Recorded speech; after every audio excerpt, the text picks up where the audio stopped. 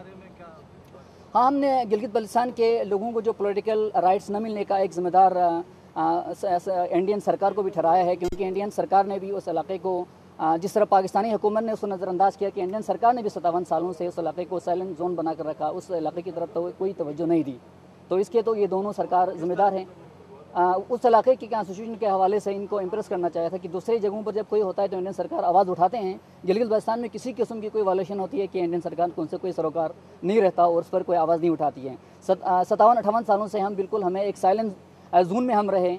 पाकिस्तान ने तो अपने मफादात के लिए अगर रखा तो इंडियन सरकार की वो कौन सी मजबूरियाँ थी जिसकी वजह से इंडियन सरकार ने उस इलाके को निगलेक्ट किया। अब हमें ये लग रहा है कि ये पाकिस्तान और इंडिया की हुकूमत के म्यूचुअल अंडरस्टैंडिंग से एक चीज़ सामने आ रही है। जो हम यहाँ आज हैं, ये इंडियन और पाकिस्तानी सरकार की दोनों की म्यूचुअल अंडरस्टैंडिंग के बगैर मुमकिन नहीं थी। हमारे यहाँ की जो विज़िट है वो इनकी म्यूचुअल अंडरस्टैंडिंग है और हम चाहते हैं और हम होपफुल है कि ये पीस प्रोसेस बढ़ेगा और इस पीस प्रोसेस में उन लोगों को भी, उन रीजन्स को भी या बराबरी की नुमाइंदगी मिल जाएगी और बराबरी की मुज़ाकरात होंगे उनके साथ भी जो या अब से पहले नेगलेक्ट किए जाते रहे हैं।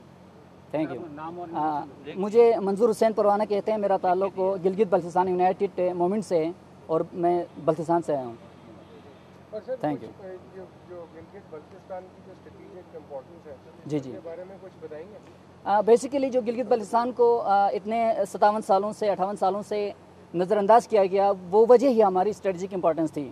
गिलगित बल्तिस्तान ही वो पट्टी है जो सेंट्रल एशियन स्टेट्स को या इंडिया के साथ मिलाते हैं, पाकिस्तान के साथ मिलाते हैं, चाइना से मिलाते हैं। गिलगित हमारी वो गिलगित उसका वो पिक पॉइंट है, यहाँ पर वो पूरी एशिया का कॉकपिट कहलाता है। इसके ज़रिए ट्रेडिशन हो सकती है। अब जिस तरह पाकिस्तान एंजॉय कर रहे हैं कि केस के ज़रिए चाइना से तिजारत का, और अगर वहाँ करगिल और स्कर्दू का बॉर्डर खुलेगा तो इंडिया भी या सेंट्रल एशियन स्टेट से एंजॉय कर सकेंगे, वो वहाँ ट्रेड कर सकेंगे उसके साथ।